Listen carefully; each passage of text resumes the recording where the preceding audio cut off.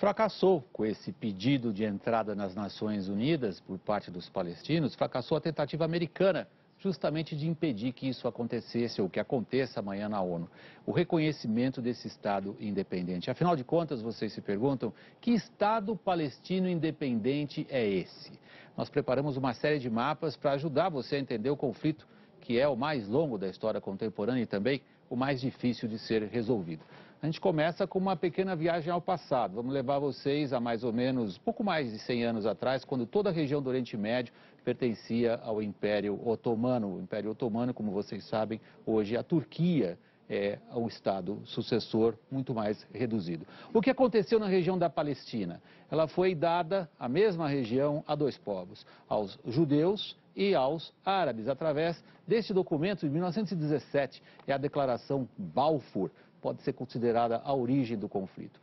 Prosseguindo, vamos ao mapa de como era a ideia dos britânicos entre a Primeira e a Segunda Guerra Mundial de partição de todo esse território. Essa área verde avança um pouquinho mais para cá, na verdade.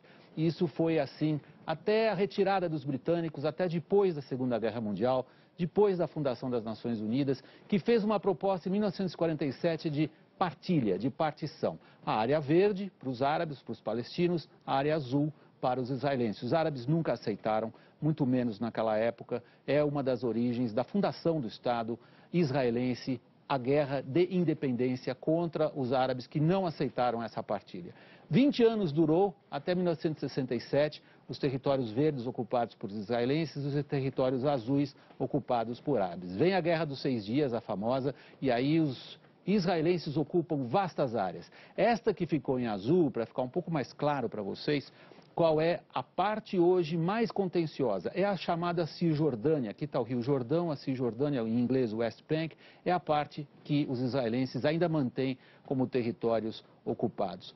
Qual é a situação atual a partir da expansão dos assentamentos israelenses? São formações isoladas entre si, ocupadas pela Autoridade Nacional Palestina, que dificilmente levariam a um Estado viável, independente. Prosseguindo ainda, os israelenses constroem, ainda não terminou, um muro de segurança, que é a distância mais ou menos entre Rio e São Paulo, esse percurso, que separa e engloba boa parte desses territórios já praticamente anexados pelos israelenses. Como última contribuição para que vocês entendam o conflito, a situação de Jerusalém. Esta era, em 1947, uma cidade dividida, o lado oriental árabe, o lado ocidental judeu, israelense. Hoje, praticamente, esse lado verde não mais existe.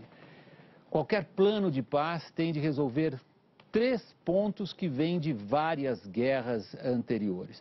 Nós teríamos aqui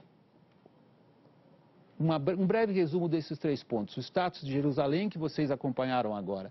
A volta de refugiados palestinos, milhões de pessoas hoje. E as fronteiras e a reversão dos assentamentos. Nos últimos 30 anos, as negociações sempre foram diretas entre israelenses e palestinos, com um detalhe importante: mediação dos americanos. Agora, como nós começamos dizendo a vocês, indo à ONU, os palestinos deixaram os americanos de lado. É um gesto que nasceu tanto de desespero quanto de desesperança. Para ir à ONU pedir um Estado, os palestinos mudaram o jeito de pensar. Os atuais dirigentes deixaram de lado o levante armado, a insurreição e o terrorismo, com os quais sempre flertava o falecido líder Yasser Arafat. 2 moderados saíram dessa sombra de Arafat: o presidente da Autoridade Nacional Palestina, Mahmoud Abbas, e o primeiro-ministro, Salam Fayyad. As 2 grandes facções rivais, Fatah e Hamas, chegaram a um precário tipo de entendimento que na prática significa admitir o direito de existência de Israel. Mas os palestinos cansaram-se mesmo de esperar que os Estados Unidos levem Israel a concessões substanciais. Chegaram à conclusão de que é pouco mais o que ainda podem perder e que o tempo e a expansão israelense na Cisjordânia trabalha contra eles. Agora, forte, próspero e democrático, o Estado de Israel soube impor seus termos nas últimas décadas, sempre, e é legítimo, em nome da própria segurança. Nos últimos anos, os eleitores israelenses deram aos políticos um claro mandato: nada ceder aos palestinos. A construção de um muro chamado de barreira de segurança deu até aqui à próspera sociedade israelense a ideia de que seria possível viver de costas para vizinhos hostis. até mesmo ignorá-los. O atual primeiro-ministro Benjamin Netanyahu é um linha dura que chegou ao poder defendendo que Jerusalém jamais será dividida. As fronteiras não voltarão atrás e eventuais negociações sempre ocorrerão a partir de uma posição de força. Bibi, como é conhecido, permitiu que seguissem adiante vários projetos de assentamentos em territórios ocupados, e as colônias são consideradas internacionalmente um dos principais obstáculos a qualquer entendimento com os palestinos. Na verdade, nos últimos 20 anos, nenhum governo israelense deixou de apoiar de alguma maneira a expansão dos assentamentos de colonos, especialmente na região de Jerusalém. Agora, tem um fato que vale a pena a gente ressaltar várias vezes. A ida dos palestinos à ONU, pela primeira vez nos últimos anos, tira os Estados Unidos diretamente desse papel de mediador das negociações e encosta na parede o presidente que foi eleito prometendo entendimento com o mundo islâmico e com o Oriente Médio. Se dependesse de palavras, Barack Obama seria um homem popular no Oriente Médio. Num discurso na Universidade do Cairo, o presidente americano estendeu a mão ao mundo islâmico em geral e ao árabe em particular. Prometeu acabar com duas guerras, a do Afeganistão e especialmente a do Iraque, país árabe invadido pelos americanos. Mas, hoje, Obama é profundamente desprezado pelos árabes. É percebido como mais um presidente americano que não conseguiu impor-se aos israelenses. De fato, logo ao assumir, Obama pediu o congelamento das colônias israelenses em territórios ocupados, mas enfrentou a resistência do governo de Israel e cedeu. Agora, com a popularidade baixa em casa, a situação de Obama no Oriente Médio complicou-se ainda mais. A oposição republicana tornou-se mais próxima de Israel e acusa o presidente americano, o presidente que quis ser amigo de todos, de colocar em risco a segurança do principal aliado americano na região. Como vocês veem, é uma transformação rápida na situação do Oriente Médio. Agora é uma situação complicada que se tornou ainda mais imprevisível desde o começo deste ano, quando iniciou-se aquilo que todo mundo combinou chamar de Primavera Árabe. Os movimentos populares árabes derrubaram ditadores na Tunísia e no Egito.